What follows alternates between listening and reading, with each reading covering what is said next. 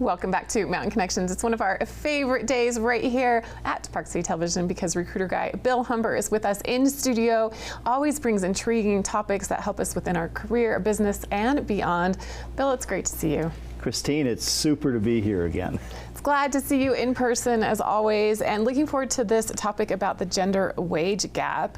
When you look back at the history of this, where do you think we've come and how far do we still need to go? Well, we still have a pretty long way. Part of the problem for everybody is that only 22 states have passed laws where it's illegal to ask what a person's current compensation is. And if you base your offer on what that person was making, then 5% of $80,000 is less than 5% of $100,000. So it just perpetuates that gap. It seems like this has been a topic of conversation for many, many years. Why do you think the progress just isn't happening very quickly? Well, people resist change, right? And companies do too. You know, they say, well, this has been working up until now, let's just continue to do it. And sometimes it's not even conscious. It's just people who are at different levels and then they get raises and it's based on what their previous level was. So what can we do, specifically human resource departments? That's an area that definitely can make a difference within this topic, but what should be done? Well, you know, Christine, human resource departments are the ones who create the recruiting process. And they are now forcing candidates to complete an application before they submit a resume, and that's professionals. Before, a professional would just be able to send the resume right in, somebody take a look at it, interested, not interested. But now they got to complete an application, which can take 20 to 30 minutes. And so top talent is going, as soon as they see they have to complete an application, I'm out of here. and so that hurts them. But it also hurts candidates because no longer can you say, I'm open or negotiable, and this really impacts women. They have to put a salary requirement, a number in.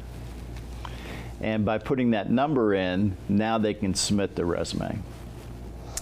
It's always hard. That step is very difficult. You want to not undervalue yourself, but also not put yourself in a position where you can't afford you, to be honest. I think some individuals that are listening to this conversation might be surprised that you target human resources specifically and as opposed to company leadership. Why is that?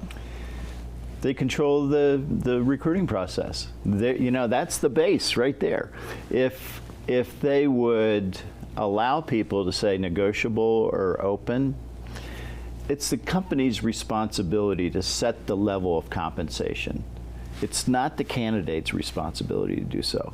And the company needs to measure that person's expertise versus the people they already have, and then give them an offer based on that. And what is it that detracts top talent from applying to certain companies if they see situations like this in the application process? Well, you know, by definition, top talent is smart, right? And so if they see this going on, they know that they can't negotiate compensation. And they know that in their experience over the last 20 years of applicant tracking systems, what happens? They spend all that time and then they never hear from the company. So what else can companies do to help with this wage gap? Well, I like to believe that equity belongs at home, right? It's got to start within their own company. And what they have to do, which is very important and very difficult, they have to measure productivity of both sides, both genders. And if they've set goals for each, you know whether they met them or they didn't meet them. That's the best way of doing it.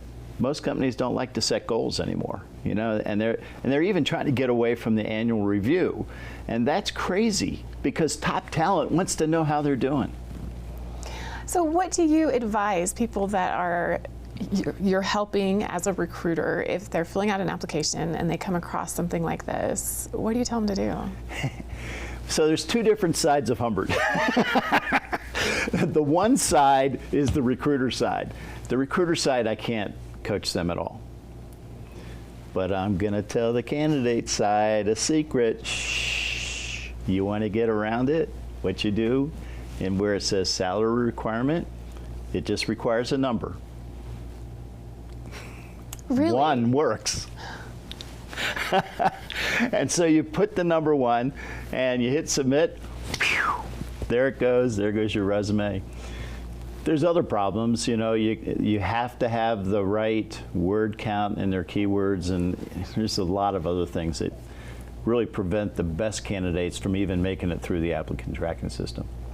Which is definitely a problem, and for many reasons. So just putting number 1 is a way to circumnavigate that. Mm-hmm.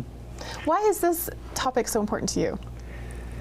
Well, Christine, there's a personal reason and a professional reason. I have 4 sisters, all professionals. 2 of them help their husbands run their business. Linda is a professional. She was an ICU nurse for 45 years before she retired from that. We've been married 48 years. We have 2 daughters who are professionals, and we have 2 granddaughters. Not to mention the fact that professionally, most of my professional friends are women, because women have a different perspective than I do. And they're the ones that say to me, Humbert, you're crazy, don't do that. And I go, okay, I won't do it. It's just definitely an important topic, and I hope to discuss it again sometime soon at another one of your appearances that we love having you on. But I have to ask before we're out of time about your book. We've decided to release it in January because in January we'll have a new book for 2022. And that's going to be the perception, and so it doesn't matter what has happened up until now, it'll be a new book in 2022. Which is very exciting. Bill, how can we get more information about you and connect with you? Christine, I'm easy. Recruiterguide.com, all my contact information. Actually, if you click on Speak with Bill, I've got a calendar where you can just check out when's a good time to talk. It's easy. Simple. It's always great to connect.